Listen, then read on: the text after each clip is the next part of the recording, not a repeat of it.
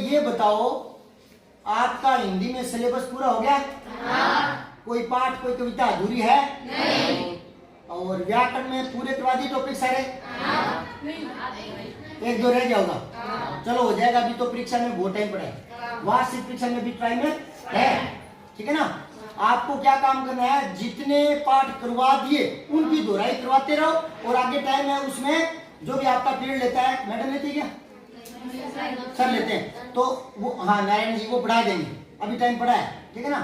तो जब तक टाइम पड़ा है तब तक अपने जो पढ़ाया उसकी दोहराई करते रहते हैं, तो वो पक्के याद हो जाएंगे। तो व्याकरण में बात करते हैं, मोटा मोटा आपको क्या क्या बता दिया? आपने कहा था संज्ञा सर्वनाम वगैरह बता दिए, और आपने क्या बताया था? उपसर्ग प्रत्यय करवा दिए। तो चलो उपसर्ग प्रत्यय की बात करते हैं। तो पहले मुझे बताओ उपसर्ग क्या होते हैं? अगर करवा दिए तो पता होगा थोड़ा बहुत, तो बताओ उपसर्ग क्या होते हैं? तो आपने बोला कि उपसर्ग पहले जुड़ते हैं, है ना? अब ये आपकी जानकारी कितनी के काम की है, कितना गहराई से सीखा है, इसकी मैं परीक्षा ले रहा हूं, ठीक है? तो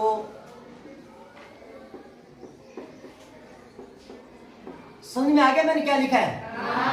तो महाभारत में उपसर्ग क्या है, जो बता सकता है वो ऊपर हाथ कर लो।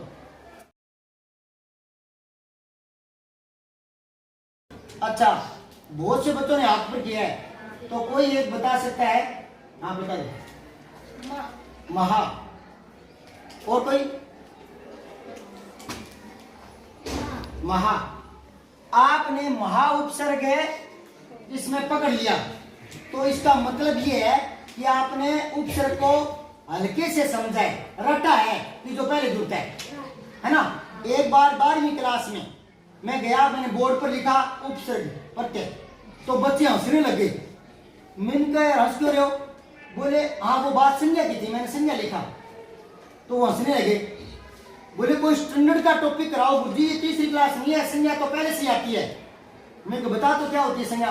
तो वही रटी हुई परिभाषा, किसी व्यक्ति वस्तु स्थान गुण जाति भाव के नाम को संज्ञा कहते हैं, जैसे राम मोहन दिल्ली आदि।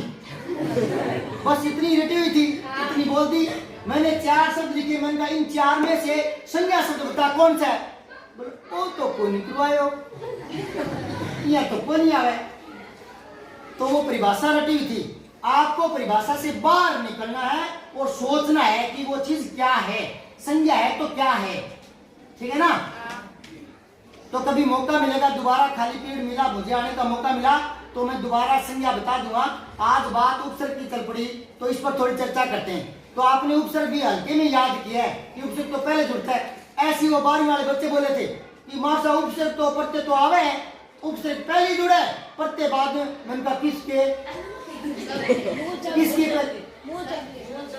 तो अब देखो आपने कह दिया कि महा उपसर्ग है, ये अगर याद कर लिया तो गलत याद कर लिया, इसका तो खतरनाक परिणाम आएगा।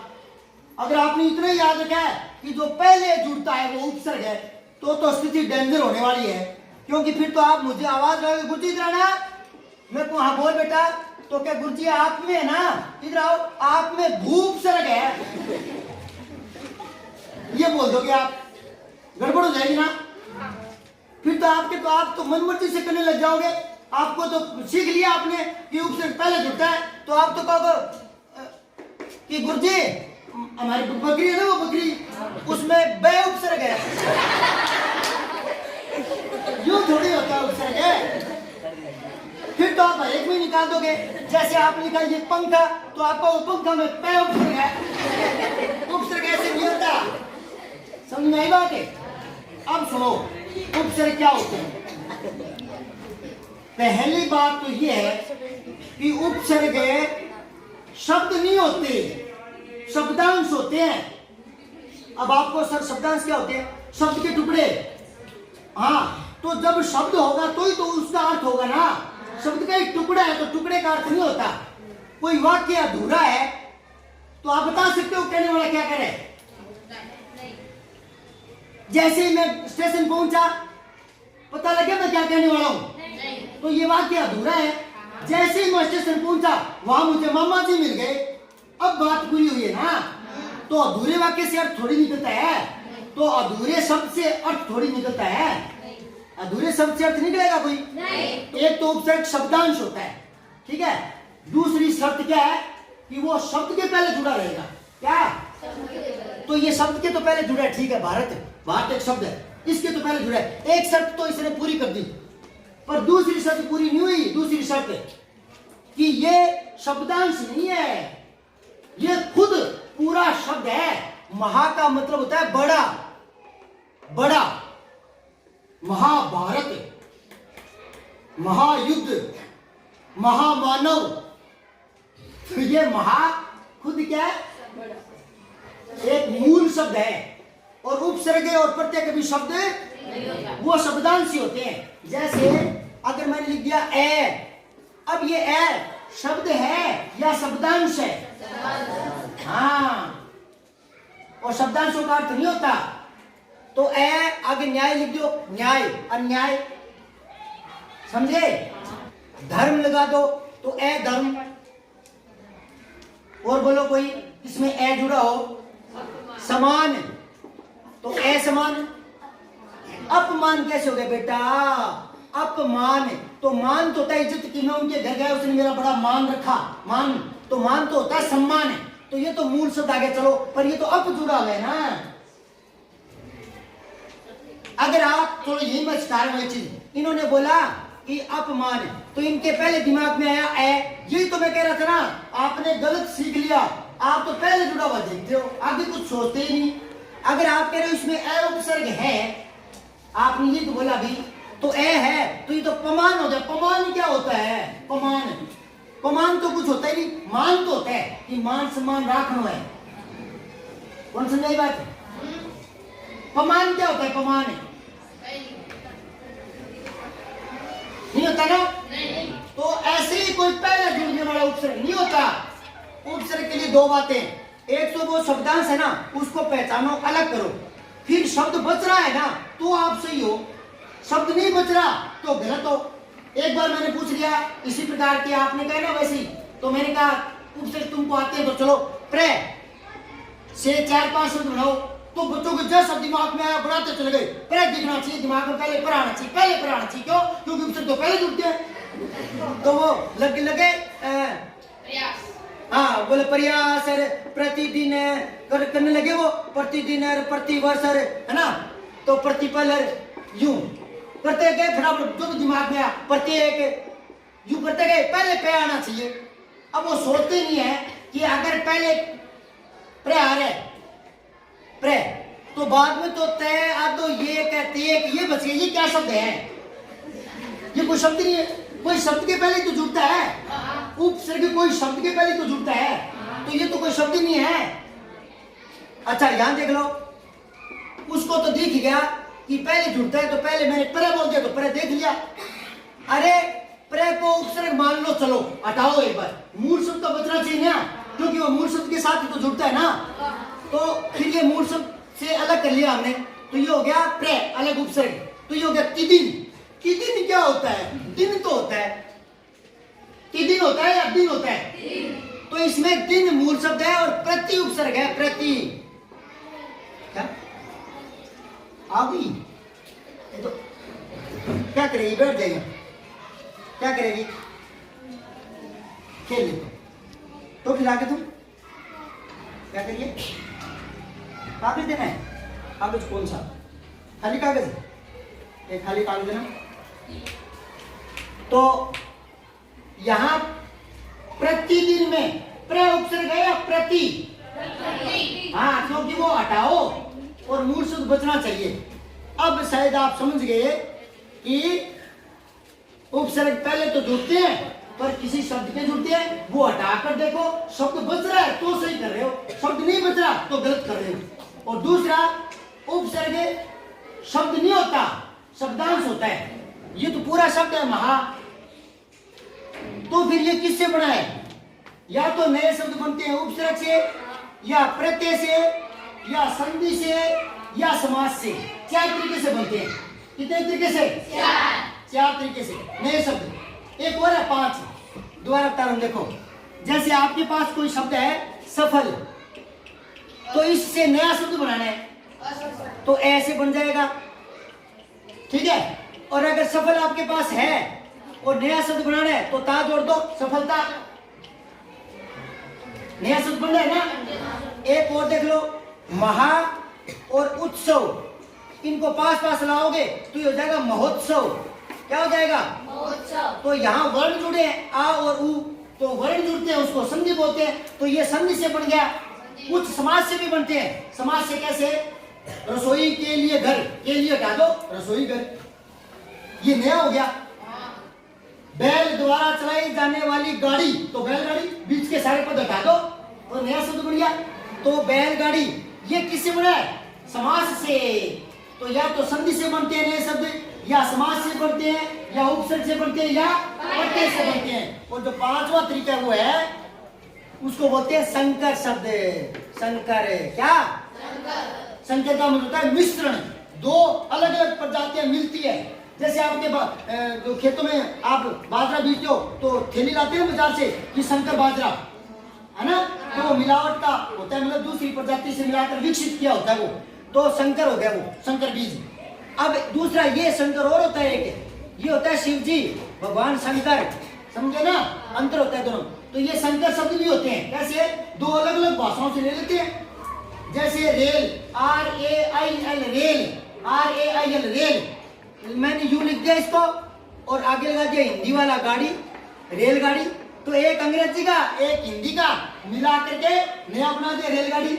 इसको बोलते हैं संकर शब्द। क्या बोलते हैं? संकर शब्द, ऐसे बोलते हैं। तो उपसर्ग नए शब्द बनाने की प्रक्रिया है, पर नए शब्द कब बनते हैं? जब वो मूल शब्द के पहले जुड़ते हैं। तो पहले जुड़ने को हटाओ और मूल शब्द बचना चाहिए। बच रहा है तो आप सही चल रहे हो, सही दिशा में। और एक ये मत देखो कि हर कोई शब्द है उसका पहला जुड़ा हुआ बाहर निकाल लो कि ये उपसर्ग है। अरे ऐसे नहीं होते। वो एक तो शब्दांश होना चाहिए। दूसरा एक तरीका और बता देता हूँ, जितने भी आपके गाइड में उपसर्ग हैं उन पर एक नजर दो डालो कि ये हिंदी वाले उपसर्ग हैं, ये संस्कृत वाले हैं, और ये उर्दू के उपसर्ग है। उर्दू के भी होते हैं, जैसे बेरहम, बेशर्म, बेहिसाब, है ना, उर्दू के भी उपसर्ग होते हैं। तो अलग अलग याद रखो। और जितने भी 31, 32, 35 जितने भी आपको मिल रहे हैं उन पर 2-3 नजर दो डालो। फिर वो कहाँ काम आएगा बताऊं? वो यहाँ काम आएगा। ये प्रश्न है कंपटीशन में आया था कि कौन सा शब्द उपसर्ग रहित है, जिसमें उपसर्ग नहीं लगा हुआ। तो कई बच्चे चक्कर में पड़ गए थे। देखो पहला तो ये देखो कि उपसर्ग शब्द नहीं होता, शब्दांश होता है। तो ये रहा शब्दांश, ये रहा शब्दांश, ये रहा शब्दांश, ये रहा शब्दांश, ठीक है। अब वो किसी शब्द के पहले जुड़ता है। तो अगर हार मूल शब्द है तो इसमें भी हार है, इसमें भी हार है, तो दोनों शर्तें पूरी हो रही है। अब कैसे पता लगाएं? अब वो तरीका काम आएगा कि जितने उपसर्ग आपके देखे हुए 2-3 बार, तो आपके याद आएगा कि यार उनमें प्रयत उपसर्ग था, वी भी था, सम ये भी था। जैसे संयोग, संयोजन, है ना, तो ये भी था। कह तो मैंने नहीं देखा था। तो फिर ऐसे थोड़ा आपको एक आइडिया मिल जाता है। बात इस शब्द के लिए और भी बहुत सारे शब्द है, ये एक तरीका मिल जाता है कि हाँ ये तो उपसर्ग नहीं था, तो आप गलत उपसर्ग छांटने से बच जाते हैं। जब पहले दिमाग में होते हैं कि ये वाले उपसर्ग होते हैं, तो पहले जितने होते हैं ना उनको थोड़ा देख लिया करो। और एक ये सोच लिया करो कि प्र अगर उपसर्ग है तो इस पर 2-4 शब्द और पढ़ने वाले मिलेंगे। तो प्रयोग, प्रकाश, प्रभाव, प्रदेश बने ना, तो प्र तो उपसर्ग होता है। फिर वियोग, विफल, विहार, वियोग है ना, तो मिलेगा। और सहार, संयोग, संयोजन मिलेगा। तो फिर आप इसको छांट कर आ जाओ। इन चारों में से तो यही है, इन चारों में से तो प्रधानता इसको देंगे। अगर ऐसा कुछ छांटने की मजबूरी बन गई तो ठीक है ना। तो ये 2-4 चीजें याद रखनी है। क्या क्या याद रखनी है? उपसर्ग शब्दांश होता है, मूल शब्द नहीं होता। ये महाभारत है ना, ये समास से बना हुआ था। महाभारत कर्मधारय समास है, इसमें उपसर्ग से नहीं बना हुआ था। वो हर शब्द उपसर्ग से नहीं बनते, कुछ संधि से बन जाते हैं। आप जैसे मैंने लिख दिया महा प्लस में इंद्र, तो मैंने लिख दिया महेंद्र।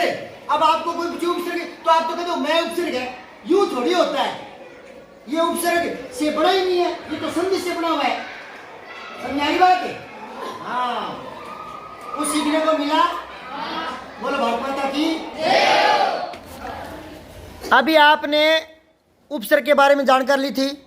अब रफ कॉपी निकाल के 2-4 एक शब्द बोलूंगा, उस पर आप नए शब्द बनाना। शब्दांश बोलूंगा यानी उपसर्ग बोलूंगा। तो पहले लिखो हम। कुछ पूछना चाहोगे? आपके मन में क्या सवाल आ रहा है? हाँ, कि सर अभी तो आपने कहा था कि महाभारत, तो महा शब्द है, शब्दांश नहीं है, तो अभी आप हम लिखा रहे हो, हम लिखवा रहे हो आप है, तो हम तो शब्द होता है, तो हम जो है ना शब्द, वो आप सही कह रहे हो, लेकिन मैं उसको उपसर्ग कह रहा हूँ, शब्दांश कह रहा हूँ, तो मैं भी सही हूँ, दोनों ही सही है। कैसे कि हिंदी में तो हम यानी हम, WEVV हम, आई मानी मैं, वी मानी हम, तो हम शब्द है हिंदी में तो। पर उर्दू में हम जो है वो शब्द नहीं है, शब्दांश है, किसी शब्द के साथ जुड़ता है। जैसे शक्ल, आपने कहते हैं तेरी शक्ल देख, तो हम शक्ल यानी एक जैसा, थे बोलो एक जड़ो, तो एक जैसा, हम शक्ल, हम राही, हम जोली, तो यहाँ ये शब्द नहीं है, शब्दांश है। तो ये मैंने लिखवाकर 3 शब्द बनाने थे, चलो इस पर तो मैंने ही बता दिए।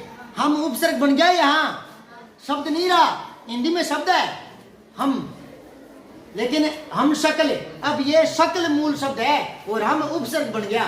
ठीक है, तो उर्दू के उपसर्ग अलग होते हैं। चलो 2-3 और लिखो। छोटी नी लगाओ, इससे 3 शब्द बना के दिखाओ।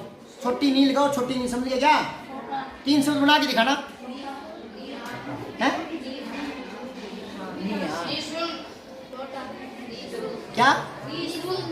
निःशुल्क, उसमें तो नि विसर्ग आता है, वो संस्कृत का है, उपसर्ग है। चलो दूसरा, बंद होता है क्या? बंद, हाँ, तो बंद लगा दो, बंद है, और उसके पहले नी लगा दो। डर होता है क्या? डर, तो नी बन रहे हैं क्या? ऐसे 3 और लिखो। सब्सक्राइब करके बेल आइकन जरूर दबाएं।